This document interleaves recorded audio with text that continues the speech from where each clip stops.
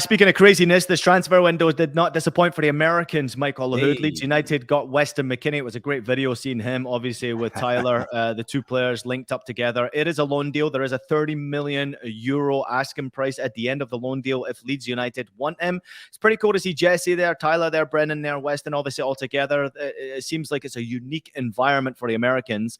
Overall thoughts on the move for Weston McKennie? And then overall thoughts on what you think this will do for Leeds United going forward. Can he really help them? I think he can help them. I think he's going to a league that translates well to his game. I mean, this is a guy who's a box-to-box midfielder. I don't think Serie A was where he should have gone in the first place after leaving Schalke to go, but credit to him. He was part of a lot of transition at Juventus. He started getting games. I liked how he playing at that wing back position in Juve's back five, sometimes a back three when they're in attack. But he will be part of that midfield three. Jesse Marsch has flirted between a 4-3-3 and a 4-2-3-1. I think with the addition of McKennie, it'll go to a 4-3-3. McKennie on one side, Tyler Adams on the other, and Adams and Rocca have had a good partnership so far. I think they will need life in that midfield, but ultimately Leeds will need to get goals and get wins, and McKennie will help this team. NRC, can I come to you just with a really important question? Because this is an American invasion here. And obviously we can all be critical of the American players, but I'd go as far as to say Tyler's done a good job so far in the Premier League. He's pretty much settled himself in there. Brennan's done a good job implementing his part in the games.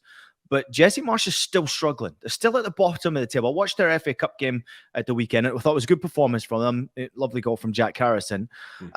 But is Weston enough for Leeds United to keep them up and to keep Jesse in the seat? Ian, you're so right. I'm intrigued to see how this goes because I understand what Michael's saying, and maybe Weston McKennie has that thing, but the Premier League is a different kettle of fish. Koulibaly, who Chelsea's paid a lot of money for, who people think would have took Chelsea to win the Premier League this season, has struggled tremendously that Chelsea have bought another 4 or 5 centre-backs. And he's come from Serie A being pretty much the best defender in Serie A. And he's gone to the Premier League and he even admitted to say he didn't realize how difficult the Premier League is. It's a different game. And especially coming in centre midfield, Michael, it's going to be a rude awakening. I like Tyler Adams, what he's done.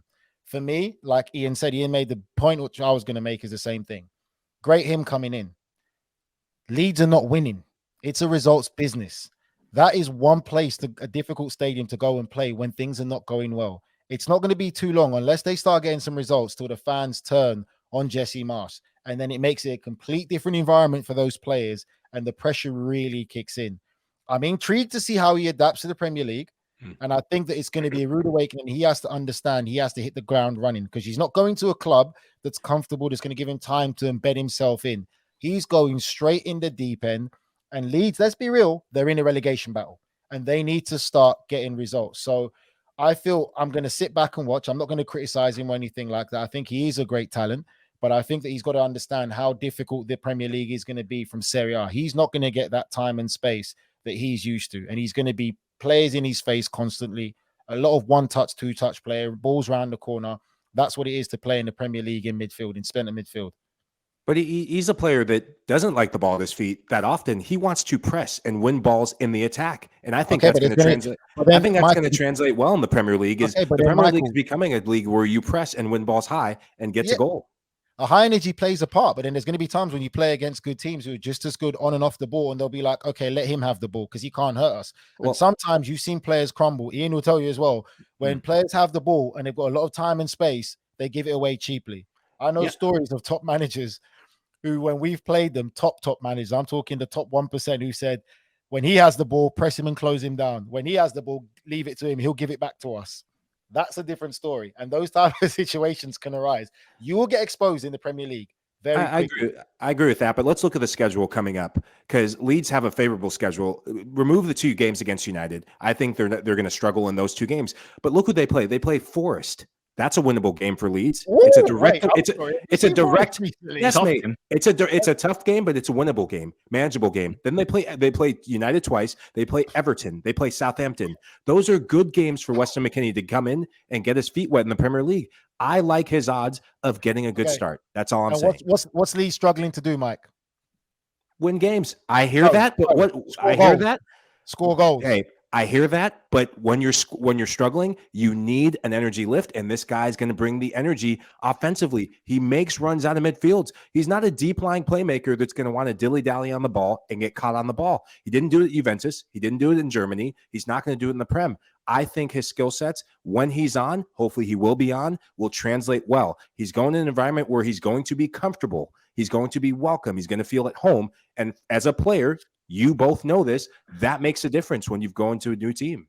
Yes, but you're going into an environment that demands to win. And if you don't win games very quickly, what happens is the pressure turns from the supporters on Jesse Marsch, therefore turns the pressure on the players. I think it's a very difficult environment to go into. And I think it's a risky game for Jesse and Leeds United to play. You have so many Americans there now, and they can turn on you very quickly. And it's a real big part of your team. It's a big part of your locker room, these American players now. Yeah. And can you even imagine if they get relegated? Half the US men's national team will be playing in the championship next season. So that's never good. Ian, you've come across a lot of Leeds fans, I'm sure, but Elland Road is a different beast of fans. Those fans there are crazy. And I'm telling you, unless you hit that ground running and become a crowd favorite, you're going to be in for a very tough time, because they will turn on you if they don't feel you represent that shirt well enough. And it's going to be interesting. I'm not ruling him out. Like I said, I just hope he knows what he's getting into. And like Ian said, it's a dangerous game that they're doing with getting all these American kids there, because fans will start questioning that. Yeah, no doubt about it. Let's touch upon some of the other American moves. There was a great video that was popped up by Hibernian Football Club. Matthew Hoppe went on loan to Hibs. I thought this video was absolutely awesome. Did you see it, Mike? No, I haven't seen it. Oh, mate. It's I know the movie. Yeah. Yeah, you know the movie. Sorry, Des. What's that? Oh, McLovin. Sorry. Apologies to everybody out there for Nigel's language, everybody. Listen, we appreciate all the comments coming in there. Thank you so much to everybody for jumping on the back of what's happening at Leeds United. But this is a good move, obviously, for Matthew Hoppe. He seems to be trying to find his level right now. Didn't work out at Schalke for him. He's had a few moves since, trying to find a home where he can score goals. Still a young kid as well. So overall impressions for the Americans. Mike, I'm coming to you first, but I don't just want you to touch upon him. Also the potential of Conrad De La Fuente going to Hull.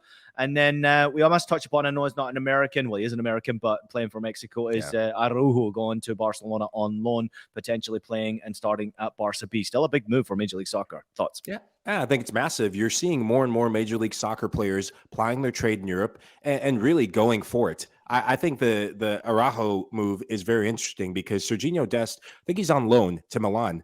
I wonder what happens if this move is permanent. I saw Fabrizio Romano saying it was a loan deal at first, possibility of a permanent move from Barcelona. If it's permanent, then there could be competition between he and Serginho Dest when Dest returns from Milan, because I think he's going to go back. I don't see Milan buying him for that loan deal that he's on right now. And for Hoppe, was it a couple of years ago? Hoppe actually looked very good in the Gold Cup, but he's kind of faltered a bit, lacking some minutes, lacking some form.